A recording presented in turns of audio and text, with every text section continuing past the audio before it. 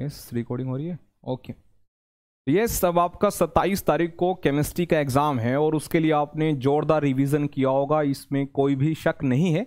लेकिन ऑर्गेनिक के चैप्टर्स को आप जब रिवाइज किए हैं, किए होंगे या आप करेंगे, ये तो बच्चे पर डिपेंड करता है। तो मुझे लगता है कि उसके जो 3 टॉपिक्स हैं जो इन वन गो आप कर सकते हैं, जिसमें काफ़ी सवाल बनते हैं, और ये 3 टॉपिक्स आसपास के टॉपिक्स को भी कवर कर ही लेता है। और आप माने इसमें से 3 से 4 सवाल बने बनाए सवाल हैं। तो अगर आप इसको इन वन गो कर लेते हैं तो मेरे हिसाब से आपको कोई प्रॉब्लम आएगी नहीं। ऐसा मुझे लगता है कि ऑर्गेनिक के इन 3 टॉपिक्स को पहले करना चाहिए और फिर आपको चैप्टर टू चैप्टर ऑर्गेनिक में चलना चाहिए। जैसा कि आपको पता है, ऑर्गेनिक में आपके 5 चैप्टर हैं, जिसमें haloalkanes, haloarenes, alcohol, phenols, ethers, aldehyde ketones, carboxylic acids, amines and biomolecules. तो आज का जो हमारा टॉपिक है उसमें बायोमोलिक्यूल्स का कोई टच नहीं है, क्योंकि आज हम जिन टॉपिक्स को डिस्कस करेंगे वो purely chemical equation based topics हैं, जिसमें इक्वेशंस की बातें करने वाले हैं।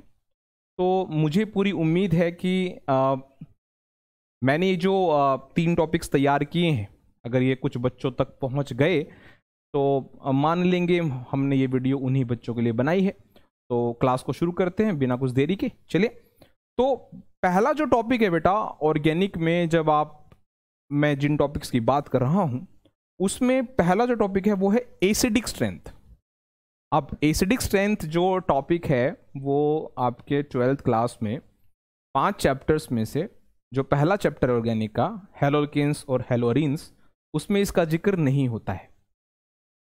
तो हैलोल्केन्स और हैलोरीन्स में इसका जिक्र नहीं होता है, जबकि यहाँ से 2 से 3 सवाल, मतलब अगर आप देखेंगे PYQs ऑर्गेनिक के, तो पूछे ही गए हैं। ठीक है, तो इस टॉपिक को बहुत प्यार से और बहुत अच्छे से करना है। मैं हर पॉसिबल क्वेश्चन, हर एक टॉपिक का, जिन टॉपिक्स को हम डिस्कस करेंगे आज, उसका लिखा हूं। आप उन क्वेश्चंस को देखिएगा, आपको आते हैं कि नहीं आते हैं। नहीं आते हैं तो आपको एक बार उसको पढ़ने की जरूरत है। ओके, चलिए, तो सबसे पहले हम डिस्कस करते हैं बच्चे acidic strength in organic chemistry, हमारा जो पहला टॉपिक है। और उसके लिए आपको पहले Ka और pKa के बारे में कुछ पता होना चाहिए। जैसा कि आप जानते हैं बच्चे, जो Ka होता है उसको हम बोल देते हैं dissociation constant of N acid. ठीक बात। Ka को बोल देते हैं dissociation constant of N acid. ध्यान से देखिएगा वीडियो, अगर आपको टॉपिक्स आते हैं तो बिल्कुल टाइम वेस्ट करने की जरूरत नहीं है, आप पढ़ाई पर ध्यान दें। कुछ बच्चों के लिए वीडियो है, उन बच्चों तक पहुंच गई तो सक्सेसफुल है। ठीक है, तो Ka जो होता है उसे बोलते हैं dissociation constant of N acid. कहा यह जाता है कि अगर कहीं बताया जाए कि Ka की वैल्यू ज्यादा है तो इसका यही मतलब है कि वहां एसिडिक स्ट्रेंथ ज्यादा है। ओके, और जहां Ka की वैल्यू कम है वहां एसिडिक स्ट्रेंथ भी कम है। ठीक बात। दूसरी तरफ है pKa। pK जो होता है वो रिवर्स होता है Ka का इन टर्म्स ऑफ थियरी। वैसे pK को बोलते हैं नेगेटिव लॉगरिथम ऑफ Ka। मतलब कहने की बात यह है कि अगर किसी कंपाउंड का pKa ज्यादा बताया गया तो उसका जो एसिडिक स्ट्रेंथ है वो कम है। मेरी बात समझ पा रहे हैं आप? अगर Ka की वैल्यू ज्यादा है तो एसिडिक स्ट्रेंथ ज्यादा है, और pKa की वैल्यू ज्यादा है तो एसिडिक स्ट्रेंथ जो है वो कम है। ठीक बात। चलो, तो हम अब टॉपिक को डिस्कस करते हैं। ठीक है, चलिए। तो बच्चों, हैलोल्केन्स हैलोरीन्स में एसिडिक स्ट्रेंथ का कोई भी सवाल नहीं है। टेंशन फ्री इस टॉपिक को लेकर हम हैलोल्केन्स हैलोरीन्स को परेशान नहीं करेंगे। हम आते हैं अगले चैप्टर पे, एल्कोहल, फिनोल्स और ईथर्स, जहां एल्कोहल्स और फिनोल्स में एसिडिक स्ट्रेंथ के काफी सवाल हैं। ठीक है, तो इसको ध्यान से देखिएगा, कितने क्वेश्चंस हैं और हर एक क्वेश्चन को हम देखेंगे और आपको यह देखना है कि आपको उसमें से कितने क्वेश्चंस आते हैं। ठीक है, चलें। तो सबसे पहला सवाल ऑर्गेनिक केमिस्ट्री में, 12th क्लास की केमिस्ट्री में, पहला सवाल बनता है एल्कोहल के ऊपर कि alcohols by nature weak acids होते हैं। इसको आप जस्टिफाई करें केमिकल इक्वेशन के थ्रू। तो आप जानते हैं एल्कोहल्स की पहचान ये होती है कि एलिफेटिक हाइड्रोकार्बन जो होता है उसके अंदर OH प्रेजेंट हो, यानी एक सिंपल कार्बन चेन होती है, लीनियर कार्बन चेन होती है, ब्रांच्ड भी हो सकती है, ठीक है, और उसके पास OH ग्रुप हो, ठीक समझते हैं, तो उसे एल्कोहल कहते हैं और बाय नेचर ये वीक एसिड होता है। पहला सवाल यहां बनता है। इसका जवाब आपको आना चाहिए इक्वेशन से, जिसमें आप लिखते हैं इसके रिएक्शन मेटल के साथ लिखकर दिखाते हैं कि एल्कोहल मेटल के साथ हाइड्रोजन गैस लिबरेट करता है, जिससे साबित होता है कि ये कहीं ना कहीं एसिडिक कैरेक्टर रखता है। मेरी बात समझ में आई? ठीक है बेटा, इसमें से कोई भी क्वेश्चन अगर आपको नहीं आता है तो उसको डिटेल में दोबारा पढ़िएगा, ठीक है। हम आज टॉपिक्स, ये जो 3 टॉपिक्स हैं इसको डिस्कस करेंगे और इसके क्वेश्चंस देखेंगे कि क्या क्या क्वेश्चंस एग्जाम में पूछे जा सकते हैं, ठीक है।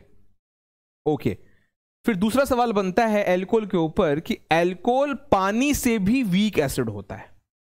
सोच के देखिए आप पानी के बारे में, एसिडिक स्ट्रेंथ के से रिलेटेड क्या ही सोचते हैं कि पानी एसिड और एल्कोहल पानी से भी वीक एसिड है, बताइए। तो ये भी एक सवाल यहां बनता है, जहां पर इसको आप अटेम्प्ट कैसे करते हैं, आप उसको बताते हैं कि जो एल्कोहल होता है वो ऐसा दिखता है और जो वाटर होता है वो ऐसा दिखता है। फिर वहां आप डिस्कस करते हैं, बताते हैं कि एल्कोहल में जो R होता है वो अल्काइल ग्रुप होता है और वो इलेक्ट्रॉन डोनेटिंग नेचर का होता है, जिसकी वजह से O की इलेक्ट्रॉन डेंसिटी इंक्रीज हो जाती है और फिर OH बॉन्ड वीक नहीं होता है। और OH बॉन्ड अगर वीक नहीं होता है तो H को निकाल पाना H+ की फॉर्म में अब थोड़ा मुश्किल हो जाता है, इसलिए एल्कोहल वीक एसिड होता है पानी से भी, जहां पर पानी के अंदर ऐसा कुछ भी नहीं है जैसे एल्कोहल में देखने को मिला, ठीक है। इस तरह से आप इसको बताते हैं। मैं कोई डिटेल वीडियो नहीं बना रहा हूं कि मैं आपको हर क्वेश्चन का आंसर डिटेल में लिखूंगा, सब आपके पास लिखा लिखाया है, हमने सब डिस्कस किया है। आपको सिर्फ क्वेश्चन को देखना है और क्वेश्चन देखते ही आपको आंसर क्लिक हो रहा है कि नहीं, उसके लिए ये वीडियो बनी है।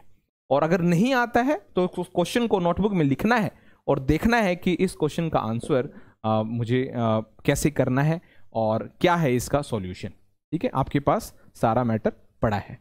हम तो आज फॉर्मली डिस्कस कर रहे हैं कि इन टॉपिक्स में क्या क्या सवाल बनते हैं, ठीक है। तीसरा सवाल बच्चों एल्कोहल में क्या बनता है? तीसरा सवाल बनता है कि एल्कोहल 3 टाइप के होते हैं, प्राइमरी एल्कोहल, सेकेंडरी एल्कोहल और टर्सरी एल्कोहल। तो इन तीनों एल्कोहल में ज्यादा एसिडिक कौन है, इस पर भी एक सवाल बनता है। और मुझे उम्मीद है आप सबको पता होगा कि primary alcohols are more acidic than secondary and tertiary alcohols, ठीक बात है। चलो ये भी आपको आता होगा। तो एल्कोहल में डिटेल में सीधे सीधे 3 सवाल बनते हैं। एल्कोहल वीक एसिड है, जस्टिफाई करो केमिकल इक्वेशन से। दूसरा सवाल बनता है कि एल्कोहल पानी से भी वीक एसिड है, इसको एक्सप्लेन करो। और तीसरा, एल्कोहल की जो टाइप्स होती हैं 1 डिग्री 2 डिग्री 3 डिग्री, इस कैटेगरी में जो एल्कोहल होता है उसमें ज्यादा एसिडिक कौन सा डिग्री वाला एल्कोहल होता है, यह भी आपको पता होना चाहिए, ठीक है। अब आगे आते हैं फिनोल पे। तो फिनोल को आप जानते हैं, फिनोल को कार्बोलिक एसिड भी बोलते हैं और जब बेंजीन के पास OH होता है तो फिनोल कहलाता है। तो फिनोल में पहला सवाल वही जो एल्कोहल में बनता है कि फिनोल एसिडिक होते हैं, जस्टिफाई करो इक्वेशन से। तो यस, फिनोल को भी एसिड साबित करने के लिए हम यही करते हैं कि उसके रिएक्शन मेटल से लिख के दिखाते हैं, जैसे एल्कोहल होता है, और एल्कली से करके दिखाते हैं। मेटल के साथ ये हाइड्रोजन गैस लिबरेट कर देता है और एल्कली के साथ ये न्यूट्रलाइजेशन करके वाटर बना देता है, जिससे हमें लगता है क्या, मतलब ऐसा होता है कि फिनोल बाय नेचर एसिडिक होता है। मेरी बात समझ में आई? मैं फिर रिपीट कर देता हूं, मैं आपको किसी का कोई आंसर लिखवा नहीं रहा हूं, सब आपके पास लिखा लिखाया है। मैं बस आपको दिखाना चाह रहा हूं कि इन टॉपिक्स में क्या क्या सवाल हैं और आपका कोई भी सवाल छूटे नहीं, इसलिए आज ये वीडियो बनाई गई है। ओके, तो यस, तो phenols are more acidic than alcohols. अगला सवाल ये बनता है, तो एल्कोहल भी एसिड है, फिनोल भी एसिड है, फिनोल ज्यादा एसिडिक है, तो आपको पता होगा इसका आंसर कैसे देना है। फिनोल जब H+ अपने में से निकालता है तो वो फिनोक्साइड आयन बनाता है, और एल्कोहल अपने में से जब H+ निकालता है तो वो एल्कोक्साइड आयन बनाता है। और फिनोक्साइड आयन एल्कोक्साइड आयन से ज़्यादा स्टेबल होता है due to resonance. I hope ये आपको आता है, नहीं आता है तो मैंने आपको बता ही दिया कैसे करना है, ठीक है। चलो आगे आते हैं। उसके बाद फिनोल पर क्वेश्चन बनता है कि फिनोल जो कि बेंजीन रिंग के पास OH होता है वो फिनोल की पहचान है। तो जब फिनोल में हम और अदर ग्रुप्स लगाते हैं, electron donating group, withdrawing group, तो उससे उसके एसिडिक कैरेक्टर में क्या फर्क पड़ता है आपको पता ही होगा। अगर फिनोल पर इलेक्ट्रॉन डोनेटिंग ग्रुप लगाया तो जैसे कि मैंने फिनोल बनाया बच्चे, और फिनोल पर अगर मैंने कहीं पर इलेक्ट्रॉन डोनेटिंग ग्रुप लगाया तो आप सब जानते हैं इलेक्ट्रॉन डोनेटिंग ग्रुप जो है वो इलेक्ट्रॉन डोनेट करेगा। इलेक्ट्रॉन डोनेट करेगा तो O की इलेक्ट्रॉन डेंसिटी ज्यादा होगी। O की इलेक्ट्रॉन डेंसिटी ज्यादा होगी तो OH बॉन्ड वीक नहीं रहेगा, और वीक नहीं रहेगा तो फिर H को बाहर निकालना in the form of H+ वो डिफिकल्ट हो जाएगा, और वहीं फिनोल का एसिडिक स्ट्रेंथ फिर कम हो जाएगा। इलेक्ट्रॉन डोनेटिंग ग्रुप लगाने से एसिडिक स्ट्रेंथ कम होता है, और इलेक्ट्रॉन विड्रॉइंग ग्रुप लगाने से फिनोल का एसिडिक स्ट्रेंथ ज्यादा होता है। इसको दिमाग में डाल लेना, ठीक है ना। मेरी बात समझ लो कि इलेक्ट्रॉन डोनेटिंग ग्रुप लगाने से और विड्रॉइंग ग्रुप लगाने से फिनोल के एसिडिक स्ट्रेंथ पे फर्क पड़ता है। डोनेटिंग ग्रुप लगाने से उसका एसिडिक स्ट्रेंथ कम होता है, और विड्रॉइंग ग्रुप लगाने से उसका एसिडिक स्ट्रेंथ ज्यादा होता है, ठीक है। आगे आओ। अब कुछ एग्जाम्पल्स हैं जो मैं चाहता हूं, देखो हर एक बच्चा तो इतना डिटेल में नहीं जाता है in the form of examples, लेकिन मैं चाहता हूं अभी आपके पास समय है तो आप इस टॉपिक को बहुत अच्छे से कर लेना, ताकि एक भी सवाल जो एग्जामिनर ने सोचा होगा कि मैं ऐसा क्वेश्चन बना देता हूं कि बच्चे से नहीं होगा, चैलेंजिंग होगा, डिफिकल्ट होगा, अगर उसका ऐसा थॉट भी एग्जामिनर का तो भी आपका गलत ना हो। तो इन एग्जाम्पल्स को भी आप ध्यान से करना, मेरी बात समझ लो। ज्यादा संख्या में बच्चे एग्जाम्पल्स पर ज्यादा नहीं रहते हैं, वो मोटा मोटा पढ़कर चले जाते हैं। तो आप ये वीडियो अगर देख रहे हैं तो इसको भी ध्यान से देखिएगा। तो बच्चों आप जानते हैं जो नाइट्रो ग्रुप होता है वो विड्रॉइंग ग्रुप होता है, और मैंने अभी आपको बताया कि विड्रॉइंग ग्रुप लगने से एसिडिक स्ट्रेंथ ज्यादा हो जाता है। अब ये नाइट्रो ग्रुप लगाया कहां पर है उससे भी आपको ऑर्डर याद रखना है, ध्यान रखिएगा। पैरा पर लगाया हुआ नाइट्रो ज्यादा एसिडिक होता है, फिर ऑर्थो वाला, फिर मेटा वाला, POM नाइट्रोफिनोल, याद रखिएगा। पैरा वाला ज्यादा एसिडिक आपने पढ़ रखा होगा, फिर ऑर्थो वाला, फिर मेटा वाला, और फिर फिनोल, इनसे वीक एसिड होता है, ठीक है। वहीं अगर नाइट्रो की संख्या बढ़ा दूं तो जितनी ज्यादा संख्या होगी उतना ज्यादा एसिडिक स्ट्रेंथ उसके अंदर होगा, because nitro group is withdrawing group. तो अगर आप देख रहे हैं यहां 3 नाइट्रो हैं इसलिए ज्यादा एसिडिक है, यहां पर 2 नाइट्रो हैं ये थोड़ा कम एसिडिक है, और वहां पर एक ही नाइट्रो है तो सबसे कम एसिडिक है इन तीनों में, ठीक है। चलो उसके बाद आते हैं क्रिजोल्स एग्जाम्पल में चलते हैं। क्रिजोल की पहचान होती है कि फिनोल के पास यानी बेंजीन के साथ OH है और साथ में CH3 भी आ जाए, ऑर्थो पे, मेटा पे, पैरा पे, वो तो कहीं भी हो सकता है, उसे क्रिजोल कहते हैं। तो क्रिजोल में CH3 होता है, और CH3 by nature electron donating group होता है, और इलेक्ट्रॉन डोनेटिंग ग्रुप फिनोल के एसिडिक स्ट्रेंथ को कम करता है, ठीक है।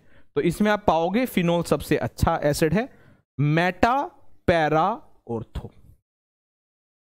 कर लेंगे ये तो।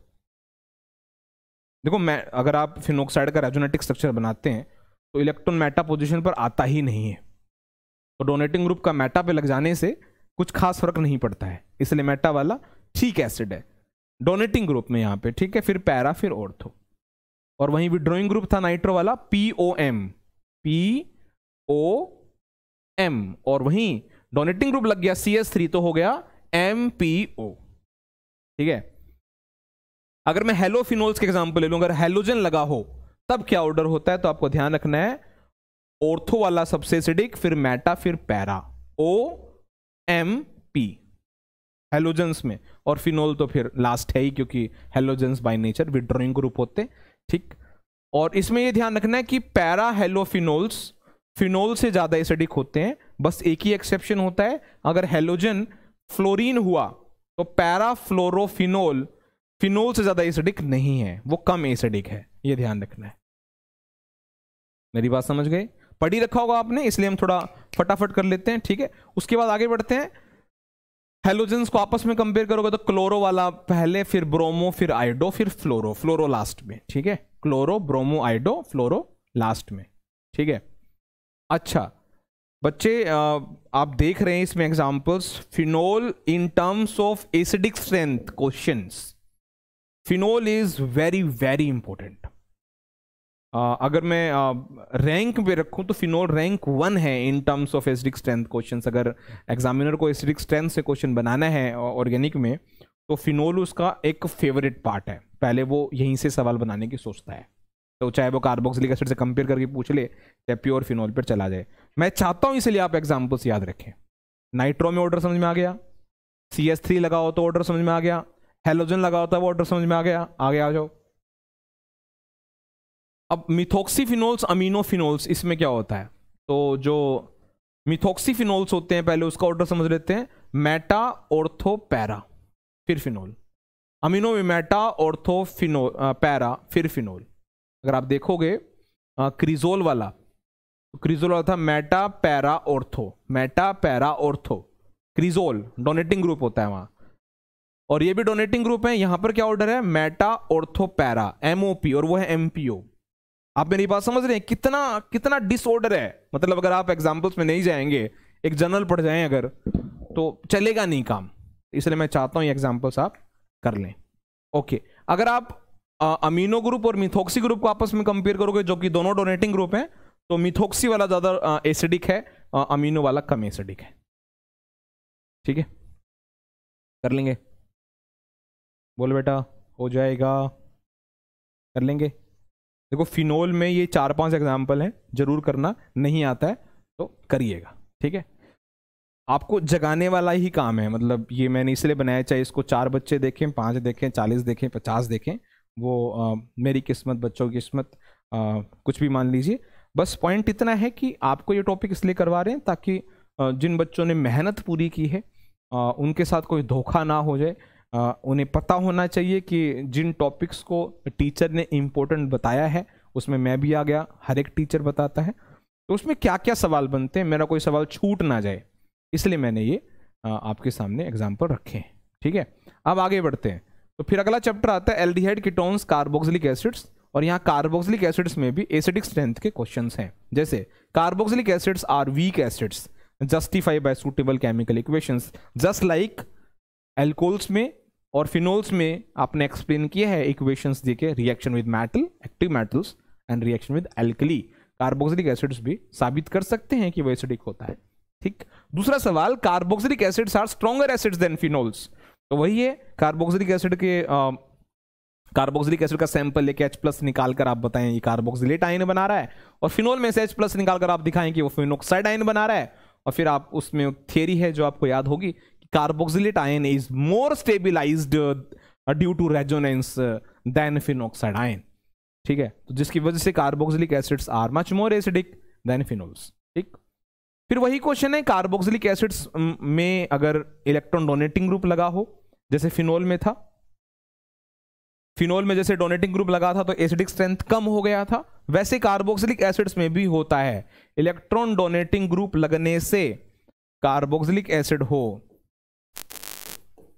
और यहां कोई इलेक्ट्रॉन डोनेटिंग ग्रुप लग जाए, तो इलेक्ट्रॉन डोनेटिंग ग्रुप जो है वो इलेक्ट्रॉन डेंसिटी O का बढ़ा देगा, फिर H को निकालना मुश्किल हो जाएगा इन टर्म्स ऑफ H+।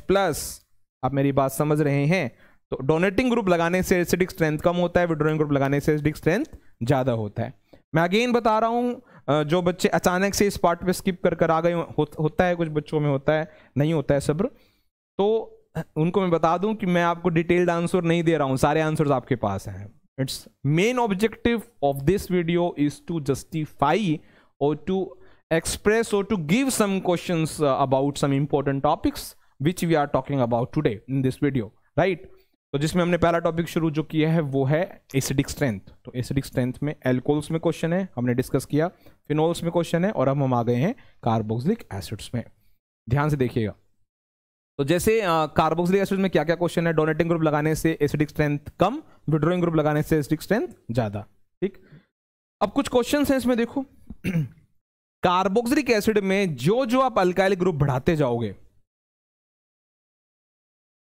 तो अल्काइल ग्रुप आने से इलेक्ट्रॉन डेंसिटी, क्योंकि अल्काइल ग्रुप डोनेटिंग नेचर का होता है, तो इलेक्ट्रॉन डेंसिटी O की फिर इंक्रीज हो जाएगी और एसिडिक स्ट्रेंथ कम हो जाएगा। तो इसलिए आप ये ऑर्डर देख पा रहे हैं। और अगर ब्रांचेस बढ़ रही हैं तो एसिडिक स्ट्रेंथ और कम होगा, क्योंकि वो इन जो इंडक्टिव इफेक्ट का जो मैग्नीट्यूड है वो बढ़ जाता है। आई होप आपको पता है मैं क्या बातें कर रहा हूं। ठीक है, ये तो एक सवाल ये बनता है, ध्यान रखना, जितना कम कार्बन होगा उतना ज्यादा एसिडिक है। COOH की हम बात कर रहे हैं, कार्बोक्सिलिक एसिड्स की। अब हैलोजेंस को लेकर कुछ क्वेश्चंस हैं, ध्यान से देखना। Halogen by nature electron withdrawing group होता है। ठीक है, तो हैलोजन में F सबसे अच्छा होता है, फिर Cl, फिर Br, फिर I। यानी अगर कार्बोक्सिलिक एसिड में F है तो वो ज्यादा एसिडिक है as compare to other halogens present in carboxylic acids. F वाला ज्यादा एसिडिक है। फिर दूसरी चीज ये होती है कि कई बार क्या होता है कि हैलोजेंस सेम होते हैं, तो पोजीशन देखनी है। फिर आपको COOH के जितना नजदीक होगा हैलोजन उतना ज्यादा एसिडिक होगा, क्योंकि हैलोजन बाय नेचर क्या है, इलेक्ट्रॉन विड्रॉइंग ग्रुप। तो विड्रॉइंग ग्रुप जितना क्लोज होगा ना उतना ज्यादा एसिडिक होगा ना भाई कार्बोक्सिलिक एसिड। तो वो वाली बात है। ठीक है, तो आप देख रहे हैं कि हैलोजन जितना पास है उतना ज्यादा एसिडिक है और जितना दूर है उतना कम एसिडिक है। ठीक है, फिर आपको ये कुछ ग्रुप याद करने हैं फॉर योर बोर्ड एग्जाम्स कि विड्रॉइंग नेचर में हैलोजेंस में तो F ही सबसे अच्छा है, लेकिन F से अच्छा CN है, CN से अच्छा NO2 है और NO2 से अच्छा CF3 है। For the sake of your board exams please learn this groups which are of electron withdrawing nature, जिसमें हैलोजेंस में F सबसे अच्छा, लेकिन F से अच्छा भी famous withdrawing group NO2। NO2 is much more stronger withdrawing group than any other halogen atom। ठीक है, ओके, ये आपको ध्यान रखना है। फिर आ जाते हैं, अगर ऑर्थोमेटा वाली बात है, अगर आपने NO2 लगा दिया है कार्बोक्सिलिक एसिड में, तो आप सब जानते हैं NO2 विड्रॉइंग नेचर का होता है, उससे एसिडिक स्ट्रेंथ ज्यादा हो जाएगा। लेकिन अब आपको ऑर्डर याद करना है भाई, वो इंपॉर्टेंट है। ऑर्थो वाला ज्यादा एसिडिक है, फिर पैरा, फिर मेटा। और अगर आपको याद हो, यही NO2 जब फिनोल में लगा होता है तब ऑर्डर पैरा ऑर्थोमेटा होता है, POM। अगर आपको याद होगा, मैं आपको दिखा देता हूं, अगर यही फिनोल में लगा होता NO2 तो ऑर्डर होता है पैरा ऑर्थोमेटा, और वहीं कार्बोक्सिलिक एसिड में ये NO2 बना देता है क्या क्या ऑर्डर बना देता है ये NO2, ऑर्थोपैरामेटा। सही है बेटा। देखो, दो ही टॉपिक हैं जहां बेंजीन रिंग है और हम एसिडिक स्ट्रेंथ की बात कर रहे हैं, एक फिनोल और दूसरा कार्बोक्सिलिक एसिड्स। तो फिनोल में NO2 का क्या ऑर्डर है, POM। ओके, और यहां पर क्या है, यहां पर क्या है बेटा, OPM। ठीक है, ऑर्थो इफेक्ट होता है, आप, मुझे उम्मीद है आपने पढ़ रखा है। अगर हेलोजन लग गया तो ऑर्थो मेटा पैरा, NO2 लग गया तो ऑर्थो पैरा मेटा OPM, और हेलोजन लग गया तो OMP। मतलब ऑर्थो वाला तो जीते रहा है, ऑर्थो इफेक्ट है, और एक में पैरामेटा, एक में मेटा पैरा है। ठीक है, दोनों विड्रॉइंग ग्रुप होते हैं और इनका जो इफेक्ट होता है वो एसिडिक स्ट्रेंथ को ज़्यादा करने का होता है। लेकिन पॉइंट ये है कि ऑर्थोमेटा पैरा में जब कंपैरिजन आता है तो आपको पता होना चाहिए। अच्छा, दूसरी बात है, हाइब्रिडाइजेशन भी मैटर करती है क्या। COH के साथ जो कार्बन जुड़ा हुआ है वो कौन सी हाइब्रिडाइजेशन स्टेट में है, sp है, sp2 है कि sp3 है। sp है तो ज़्यादा एसिडिक है, sp2 है तो कम एसिडिक है, और sp3 है तो और भी कम एसिडिक है। यानी अगर कार्बन का नेचर अलग है in terms of hybridization state, तो sp hybridized carbon linked to COH is much more acidic than that of sp2 और sp3।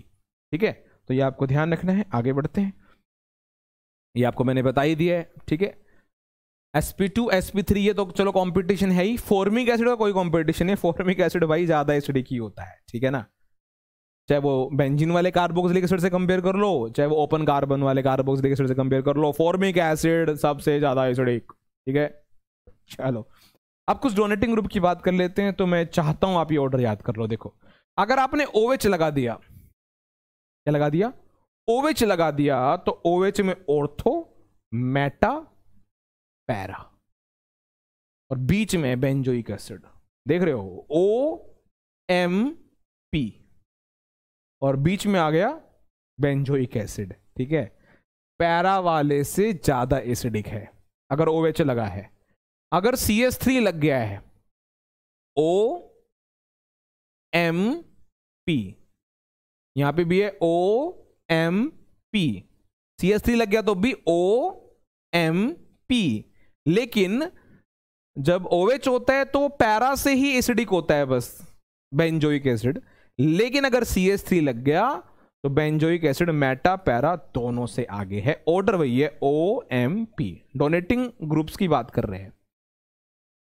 अगर NH2 लग गया तब क्या है, मेटा ऑर्थो पैरा MOP, लेकिन बेंजोइक एसिड इन तीनों से ज्यादा एसिडिक। देख रहे हैं आप, यही एग्जांपल्स तो करने हैं। ये तो सभी कर लेंगे यार कि डोनेटिंग ग्रुप लगाने से एसिडिक स्ट्रेंथ कम होता है, विड्रॉइंग ग्रुप लगने से एसिडिक स्ट्रेंथ ज्यादा होता है। ये CH3 हो गया डोनेटिंग ग्रुप का एग्जांपल, NO2 हो गया विड्रॉइंग ग्रुप का एग्जांपल। लेकिन पॉइंट ये है कि मैं चाहता हूं कि जो एग्जांपल्स मैं आपको दिखा रहा हूं इसको आप जरूर याद कर लेना, चाहे सेंटर के बाहर एंट्री करने से पहले एक बार गो थ्रू हो जाना, लेकिन ये वन गो में करना है, राइट। अगर मिथोक्सी लग गया है तो मिथोक्सी में OMP, ठीक है ना। ऐसे ही अगर आप देखोगे OH लग गया तो भी OMP, CH3 लग गया तब भी OMP, और OCH3 लग गया तब भी OMP। बस बेंजोइक एसिड कहां आ रहा है वो आपको याद रखना है। और अगर NH2 लग गया यानी अमीनो ग्रुप तब MOP, ठीक है ना। कर लेंगे, कर सकते हैं। आपको ऐसा लग रहा होगा कि sir ortho meta para, ortho meta para, ortho meta para, और फिर सर ने बोल दिया ऑर्थोमेटा ऑर्थो पैरा, क्या है, याद कर लो। मैं कह रहा हूं कि जनरल सवाल सबको आते हैं, बात है ये एग्जाम्पल ही, ठीक है ना। ये एग्जाम में पाएगा फिर आप कहोगे कि हाँ नहीं किया मैंने, ठीक है ना। हाँ, तो एक और ऑर्डर मैंने लिखा है जिसमें मैंने कोशिश की है एक कंपैरिजन देने की। अगर आप इसको देख पा रहे हैं, NO2 विड्रॉइंग ग्रुप है तो सबसे आगे Cl विड्रॉइंग ग्रुप है, ठीक है, और फिर बेंजोइक एसिड, ठीक है। तो बेंजोइक एसिड से दोनों अच्छे हैं क्योंकि दोनों के पास विड्रॉइंग ग्रुप है। बेंजोइक एसिड से सारे घटिया हैं क्योंकि इनके पास डोनेटिंग ग्रुप है, CH3O CH3OH पैरा वाले। अभी हमने ऊपर डिस्कस किए, ठीक है, कर लेंगे, चलो हो जाएगा। तो ये एक टॉपिक है, मैंने सारे क्वेश्चंस लिखवा दिए एसिडिक स्ट्रेंथ के, फिनोल, कार्बोक्सिलिक एसिड और एल्कोहल, ठीक है। आगे आते हैं बेसिक स्ट्रेंथ। तो बेसिक स्ट्रेंथ से क्वेश्चन एक ही चैप्टर में जिसका नाम है अमाइंस। एक क्वेश्चन हो रहा है जिसमें अमाइंस वर्सेस एल्कोहल्स है, जो अमाइंस ज्यादा एसिडिक ज्यादा बेसिक होते हैं एल्कोहल से। अच्छा, बेसिक स्ट्रेंथ डिस्कस करने से पहले वही बातें हैं जो मुझे बतानी है कि Kb और Pkb होता है। Kb वही dissociation constant of a base और Pkb negative logarithm of Kb। तो आपको ध्यान रखना है जिसका Kb ज्यादा होगा उसमें बेसिक स्ट्रेंथ भी ज्यादा होगी, मुझे उम्मीद है सबको पता है। और जिसका Pkb ज्यादा होगा उसका जो बेसिक स्ट्रेंथ है वो कम होगा। क्योंकि क्या है ना, क्वेश्चन पूछने के तरीके होते हैं। जैसे एक क्वेश्चन मैं आपको बताता हूं, aliphatic amines are more basic than aromatic amines. Simple question है, लेकिन इसको क्या कैसे पूछ सकता है, Kb of aliphatic amines are is more than that of aromatic amines. Same question है। या Pkb of aromatic amines is more than Pkb of aliphatic amines. Same question है। जिसका Pkb ज्यादा है वो कम एसिडिक है और जिसका Kb ज्यादा, सॉरी, बेसिक है। तो बेसिक क्वेश्चंस की बात करते हैं। मैं दोबारा से एक बार बता देता हूं। मैंने कहा कि एक क्वेश्चन है, सैंपल क्वेश्चन है, suppose aliphatic amines are more basic than aromatic amines. इसको पूछने का तरीका ये है, सिंपल है। एक तरीका ये भी है कि Kb of aliphatic amines is more then aromatic amines. और इसी क्वेश्चन को पूछने का एक और तरीका है जिसमें बोल दे Pkb of aromatic amines is more than that of aliphatic amines. उसका Kb ज्यादा होगा, उसमें बेसिक कैरेक्टर भी ज्यादा होगा, और जिसका Pkb ज्यादा होगा उसका बेसिक स्ट्रेंथ कम होगा, ठीक है ना। चलो, तो इसके क्वेश्चंस भी डिस्कस कर लेते हैं। Amines are basic in nature, justify by chemical equation. मुझे उम्मीद है आप सबको आता है। अमाइंस के पास n एटम होता है जिसके पास लोन पेयर होता है जो डोनेशन के लिए अवेलेबल होता है, इसलिए लुईस बेस होते हैं। और इसको साबित करने के लिए इसकी इक्वेशन एसिड से करवा दो। एसिड का ये H+ एक्सेप्ट कर लेता है और लोन पेयर देकर उसको, ठीक है, और इससे साबित होता है कि ये बेस है, लुईस बेस भी है और ब्रॉन्स्टेड भी है, ठीक है ना। अच्छा, aliphatic amines are more basic than ammonia, अपने पेरेंट से ज्यादा बेसिक होते हैं। अमोनिया NH3 होता है, एलिफेटिक अमाइन RNH2 होता है, या R2NH होता है, या R3N होता है, मतलब R होना चाहिए। R इलेक्ट्रॉन डोनेटिंग होता है, इलेक्ट्रॉन डोनेटिंग N से जुड़ा हुआ होता है, N के पास जब R की तरफ से इलेक्ट्रॉन आएगा तो लोन पेयर और अवेलेबल होगा डोनेशन के लिए, इसलिए वो ज्यादा बेसिक होता है। ओके, फिर आगे आता है different types of aliphatic amines की बेसिक स्ट्रेंथ कंपेयर कर दो, प्राइमरी, सेकेंडरी, टर्सरी। तो आपको पता है टर्सरी में 3 R हैं, सेकेंडरी में 2 R हैं, और प्राइमरी में 1 ही R है। तो जितने ज्यादा R होंगे उतना ज्यादा इलेक्ट्रॉन डोनेटिंग नेचर होगा, N के ऊपर इलेक्ट्रॉन डेंसिटी उतनी ज्यादा होगी, उतना ही रेडिली अवेलेबल होगा लोन पेयर वो डोनेशन के लिए। और टर्सरी वाला अमाइन इसलिए होगा ज्यादा बेसिक, टर्सरी वाला ज्यादा बेसिक है, फिर सेकेंडरी वाला, फिर प्राइमरी वाला। Okay, aliphatic amines are more basic than aromatic amines, aromatic amines जिसमें बेंजीन होता है, एलिफेटिक अमाइन जिसमें ओपन कार्बन चेन होता है। तो बेंजीन जो होता है वो रेजोनेंस शो करवाता है, जिसकी वजह से लोन पेयर रिंग के अंदर घूमता है, डीलोकलाइज हो जाता है, और फिर वो एन एटम के ऊपर लेस अवेलेबल होता है डोनेशन के लिए, इसलिए एरोमेटिक अमाइंस लेस बेसिक होते हैं। मुझे उम्मीद है आपने पढ़ रखा होगा, नहीं पढ़ रखा होगा तो क्यों नहीं पढ़ रखा भाई? हाँ, क्यों नहीं पढ़ रखा है?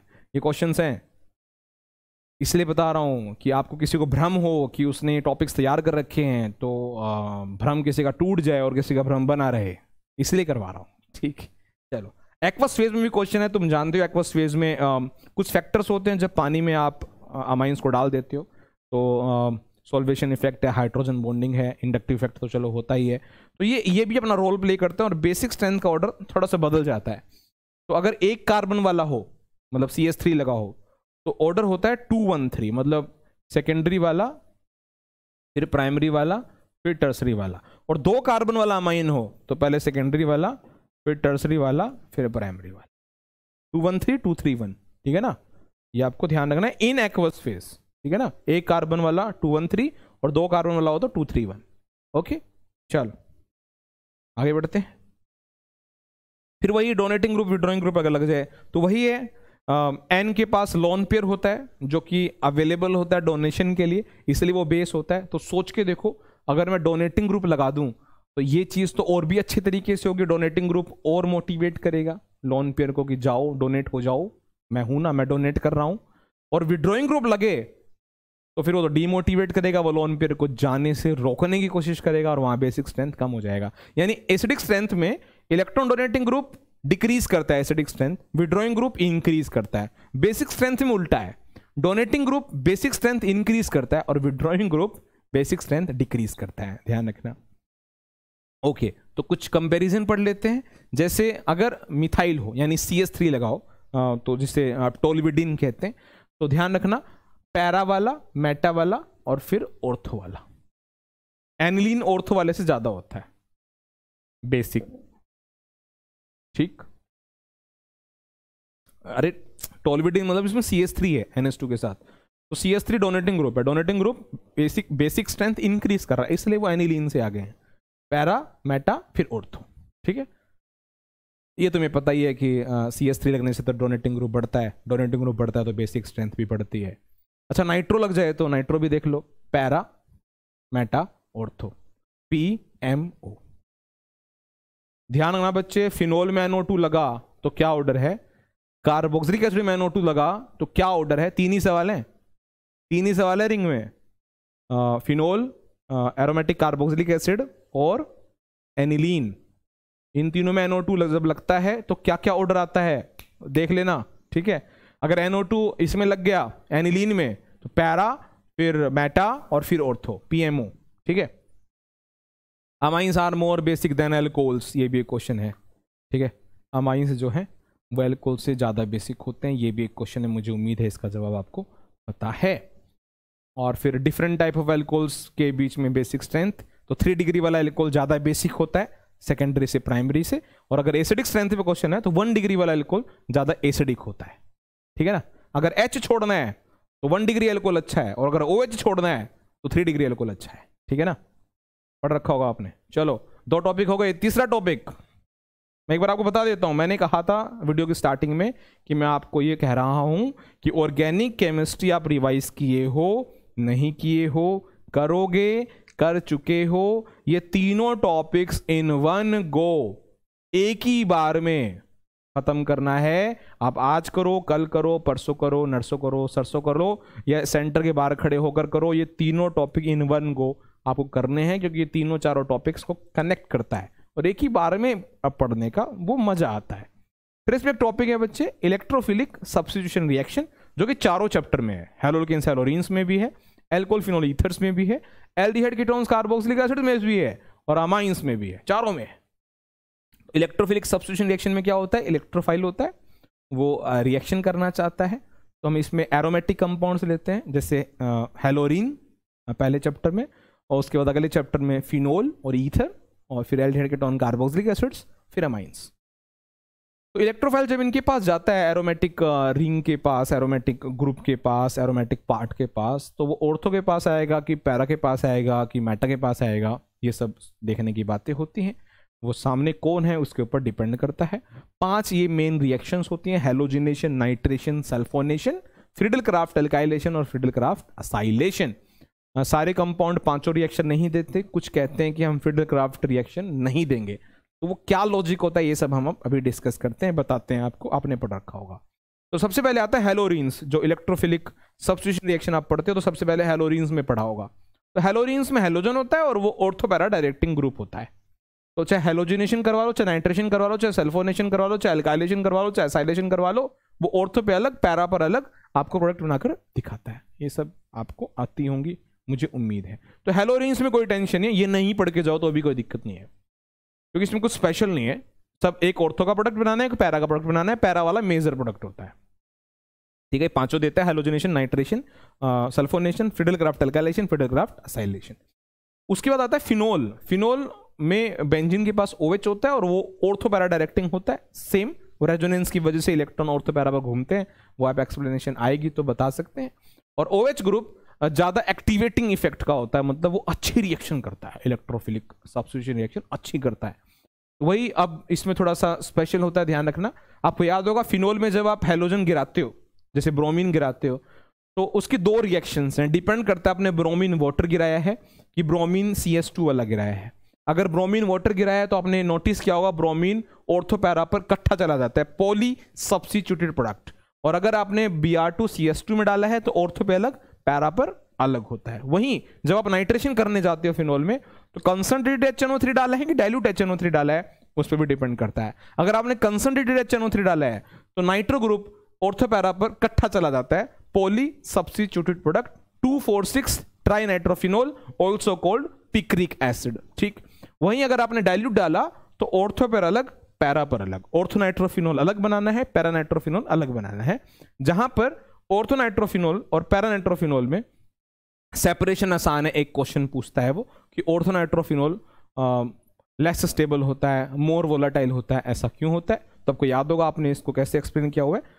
ऑर्थोनाइट्रोफिनोल में इंट्रामोलिकुलर हाइड्रोजन बॉन्डिंग है और पैरानाइट्रोफिनोल में इंटरमोलिकुलर हाइड्रोजन बॉन्डिंग है। इंटरमोलिकुलर हाइड्रोजन बॉन्डिंग स्ट्रांग होती है इंट्रामोलिकुलर हाइड्रोजन बॉन्डिंग से, इसलिए पैरानाइट्रोफिनोल इज मच मोर स्टेबल और लेस वोलाटाइल देन ऑर्थोनाइट्रोफिनोल। ठीक है, तो ध्यान रखना। अगर मेरी बातें आपको समझ में नहीं आई कि सर ने क्या बोल दिया, तो बच्चे बहुत मेहनत करने की जरूरत है, दिन बचे नहीं है, फटाफट इन क्वेश्चंस को कवर करो। ठीक, वहीं जब आप सल्फोनेशन करवाने जाते हो तो H2SO4 आप जब डालोगे तो SO3H सल्फोनिक ग्रुप ऑर्थो पर आएगा कि पैरा पर आएगा, वो टेम्परेचर डिपेंडेंट होता है, और टेम्परेचर नहीं लिखा हुआ है तो ऑर्थो पर अलग, पैरा पर अलग आप बनाकर आ जाना। ठीक है, ओके। फिनोल सब अच्छी रिएक्शन नहीं देता, फ्रीडल क्राफ्ट रिएक्शन अच्छी नहीं देता, ना अल्काइलेशन ना असाइलेशन। आप जानते हैं ऐसा वो क्यों करता होगा, क्योंकि उसके पास OH हाईली एक्टिवेटिंग ग्रुप होता है, और वो जो फ्रीडल क्राफ्ट की रिएक्शंस होती हैं उसमें जो कैटलिस्ट होता है ना, एनहाइड्रस AlCl3 या FeCl3, वो इलेक्ट्रॉन डेफिशिएंट नेचर का होता है, लुईस एसिड होता है, तो OH उसके साथ जाके जुड़ जाता है, कोऑर्डिनेट हो जाता है और एक सोल्ट बन जाता है, फिर वो फ्रीडल क्राफ्ट एल्काइलेशन असाइलेशन हो ही नहीं पाती। अरे कैटलिस्ट के साथ ही जुड़ जाता है भाई, ऐसे पढ़ रखा होगा तुमने। ठीक है, फिर ईथर आता है। ईथर का जो एग्जाम्पल आपने पढ़ा है वो ये पढ़ा है, जो आपके सिलेबस में एनिसोल बोलते हैं इसको, और ये भी ऑर्थो पैरा डायरेक्टिंग होता है, ये सारी रिएक्शन देता है, कोई भी दिक्कत नहीं है। लेकिन फिनोल जितना एक्टिवेटिंग नहीं होता। फिनोल में स्पेशल क्या है, हैलोजिनेशन 2 हैं कि ब्रोमीन आपने वाटर में डाला है कि CS2 में डाला है, नाइट्रेशन 2 हैं कि आपने नाइट्रेशन करते वक्त HNO3 डाइल्यूट लिया कि कंसंट्रेटेड लिया है, और सल्फोनेशन 2 हैं, टेम्परेचर क्या है, ठीक है ना, वो वाला क्वेश्चन है। सल्फोनेशन इतना खास नहीं है, फिर भी अब मैंने बता ही दिया तो ध्यान रखना। और क्या खास है, वो फिडरक्राफ्ट रिएक्शन नहीं करता है फिनोल, ठीक है ना। ईथर में कोई प्रॉब्लम नहीं है, जैसे हेलोरीन्स पड़ा है वैसे ईथर्स है, कोई टेंशन नहीं। आगे आ जाओ, एल्डिहाइड, कीटोन, कार्बोक्सिलिक एसिड, कोई भी ले लो, चाहे एल्डिहाइड ले लो, चाहे कीटोन, चाहे कार्बोक्सिलिक, ये ऑर्थो पैरा डायरेक्टिंग नहीं होता, ये मैटर डायरेक्टिंग होते हैं। क्या होते हैं, मैटर डायरेक्टिंग होते हैं। और मैटर डायरेक्टिंग जो होते हैं वो डीएक्टिवेटिंग ग्रुप होते हैं, ठीक है ना, ये आपको पता ही होगा। और ये भी फिडरक्राफ्ट रिएक्शन नहीं देते हैं, वही सोल्ट बना लेते हैं, फिर सोल्ट बन गया कैटलिस्ट के साथ, तो फिर अल्काइलेशन एसाइलेशन कैसे ही हो पाएगी। फिर आगे आते हैं एनिलीन। तो एनिलीन में जो होता है वो, अच्छा मैं एनिलीन में जाऊं उससे पहले, जो हेलोजिनेशन है, नाइट्रेशन है, सल्फोनेशन है, ये तीनों कर लेते हैं और मेटा पर दिखाना है। ऊपर ऑर्थो पैरा पर बनाते थे, यहाँ सिर्फ मेटा पर बनाना है। स्पेशल इतना ही है कि ये मेटा डायरेक्टिंग है और aldehyde, ketone, carboxylic acid Friedel Crafts reaction नहीं देते हैं। ओके चलो आगे बढ़ते हैं। तो आगे एनिलीन में NH2 होता है और ये भी ऑर्थो पैरा डायरेक्टिंग होता है, वही रेजोनेंस से आप इसको एक्सप्लेन कर सकते हैं। और ये बहुत ज्यादा एक्टिवेटिंग होता है, इतना एक्टिवेटिंग होता है कि जब आप हेलोजनेशन, नाइट्रेशन, सल्फोनेशन करवाने जाते हो ना, तो ये पॉली सब्स्टिट्यूटेड प्रोडक्ट देता है। मतलब आपको, अगर आपको ऑर्थो का इंडिविजुअल प्रोडक्ट चाहिए और पैरा का इंडिविजुअल प्रोडक्ट चाहिए, फिर आपका इसका जो एक्टिवेटिंग इफेक्ट है वो कम करना होता है। तो क्या वो क्वेश्चन आपको याद है, उसका आंसर याद है कि एनिलीन में जो NH2 होता है, जो अमीनो ग्रुप होता है, वो हाईली एक्टिवेटिंग होता है। उसका एक्टिवेशन इफेक्ट रिड्यूस करने के लिए उसका असाइलेशन करते हैं। असाइलेशन करने से उसका जो लोन पेयर है वो असाइल ग्रुप के साथ इन्वॉल्व हो जाता है और फिर उतना एक्टिवेटिंग नहीं होता कि इलेक्ट्रोफाइल को एक साथ ऑर्थो पैरा पर पॉली सब्स्टिट्यूटेड प्रोडक्ट बनवा दे, है ना। तो उसका एक्टिवेशन इफेक्ट रिड्यूस कैसे करते हैं, ये सवाल है एक तो, बाय असाइलेशन। और ऐसा करने से एक्टिवेटिंग इफेक्ट रिड्यूस कैसे हो जाता है उसका, कि उसका जो लॉन पेयर है वो असाइल ग्रुप के साथ इन्वॉल्व हो जाता है, ठीक है ना। तो आपको पता ही होगा वो कैसे करते हैं, ठीक है, ये सब है। जिसमें बता रखा है कि अगर आप ब्रोमीन डालोगे ना एनिलीन में, तो Br ऑर्थो पैरा पर इकट्ठा चला जाएगा, पॉली सब्स्टिट्यूटेड प्रोडक्ट बन जाएगा, 2,4,6 ट्राई ब्रोमो एनिलीन बन जाएगा। लेकिन आप चाहती हो कि ऑर्थो पर अलग, पैरा पर अलग बनाए, तो फिर आप उसका असाइलेशन करते हो। असाइलेशन करने के बाद ये प्रोडक्ट हमारा बन जाता है। फिर आप इस पर ब्रोमीन डालोगे तो ऑर्थो पर अलग और पैरा पर अलग बन जाता है, ठीक है। हीट करने पर वापस आपको NH2 मिल जाता है, मोनो सब्स्टिट्यूटेड प्रोडक्ट, ठीक है। वहीं फिर आप जब नाइट्रेशन करने आते हो तो इसमें खास क्या है कि इसमें आपको मेटा प्रोडक्ट भी मिलता है, मेटा, जबकि ऑर्थो पैरा डायरेक्टिंग है। देख रहे हो आप, इतना एक्टिवेटिंग इफेक्ट है इसमें कि मेटा भी बना रहा है नाइट्रेशन में। बताओ, क्वेश्चन है, आपको याद होगा, 47% मेटा प्रोडक्ट, 51% पैरा और सिर्फ 2% ऑर्थो मिलता है। बहुत स्पेशल क्वेश्चन है वो। एनिलीनियम आयन बनता है, याद करो, नाइट्रेशन एसिडिक मीडियम में होता है, फिर एनिलीन एसिड के साथ जुड़कर एनिलीनियम आयन बनाता है, और एनिलीनियम आयन मेटा डायरेक्टिंग होता है, इसलिए मेटा प्रोडक्ट भी इसमें मिलता है। ऐसा एक क्वेश्चन है ना, याद आ रहा है, एक आंसर है, ध्यान रखना। सल्फोनेशन में ज्यूट्राइन बनाना है। तुम्हें पता है कि जब एनिलीन के साथ H2SO4 की रिएक्शन करवाओगे तो NH2 के पैरा पर SO3H चला जाएगा, फिर वो SO3H अपना H छोड़ देगा, क्योंकि वो एसिडिक नेचर का, NH2 बेसिक है तो H प्लस एक्सेप्ट कर लेगा, वो बन जाएगा NH3 प्लस, ये बन जाएगा SO3 माइनस, प्लस माइनस एक ही ग्रुप में। अरे तो बाइपोलर आयन मतलब ज्यूट्राइन, ठीक। वही फिर एनिलीन फिडरक्राफ्ट रिएक्शन नहीं देता है। वही रीजन है क्यों नहीं देता है, हाईली एक्टिवेटिंग ग्रुप है इसके पास NH2, और जो एनहाइड्रस AlCl3 और FeCl3 होते हैं, फिडरक्राफ्ट रिएक्शन में उनके साथ कोऑर्डिनेट करके सॉल्ट बना लेता है, और फिर सॉल्ट बनने से फिडरक्राफ्ट रिएक्शन नहीं हो पाती। दी एंड। ये 3 टॉपिक थे। एसिडिक स्ट्रेंथ के सारे क्वेश्चन डिस्कस कर दिए मैंने, दोबारा देख लेना, बैक करके देख लेना, नहीं आते हैं तो उसको लर्न करो। दूसरा बेसिक स्ट्रेंथ हमने डिस्कस किया है, और तीसरा इलेक्ट्रोफिलिक सब्स्टिट्यूशन रिएक्शंस, एक साथ 4 चैप्टर के एक साथ डिस्कस किए हैं। आपको भी ऐसे ही करना है, इन वन गो इन तीनों टॉपिक्स को पढ़ लेना है। तो आप रिवीजन करते रहो भाई। ये वीडियो आपके काम की है तो जरूर इस पर अमल करना। आपको सब आता है तो कोई दिक्कत नहीं है, ठीक है, ओके।